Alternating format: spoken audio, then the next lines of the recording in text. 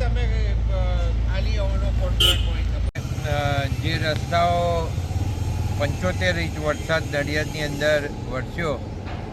અને એના કારણે રસ્તાઓનું ધોવાણ થયું છે અને રસ્તાઓમાં પાણી નદીઓની જેમ વહેતા હોય એ રીતના રસ્તા ઉપરથી પાણી પાસ છે. તે સ્વાભાવિક છે કે રોડ તૂટે અને આરએનબી ડિપાર્ટમેન્ટ દ્વારા જે રસ્તાઓ બનાવવામાં આવ્યા હતા એ રસ્તાઓ પૈકીના જે રસ્તાઓ તૂટ્યા છે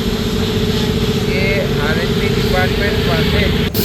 અત્યારે ફરીથી બનાવવાનું શરૂ કરવામાં આવ્યું છે અને એ જેટલા રસ્તા તૂટ્યા છે એ બંને મ્યુનિસિપાલિટીના ઇજનેર અને આરએનબીના ઇજનેરે સંયુક્ત એની સાઇટ વિઝિટ કરી અને જે નક્કી કર્યા છે એ બધા રસ્તા એની અંદર કરવામાં આવશે. જે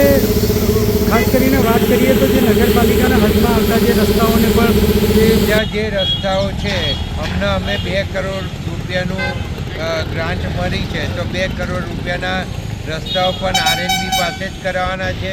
અને અત્યારે એનું ડિસ્કશન થઈ ગયું છે અને એ અમે 8 થી 9 રસ્તાઓ લીધા છે નવા જે કરવાના એ પણ એમની પાસે જ કરાવવાના છે અને એના સિવાયના પણ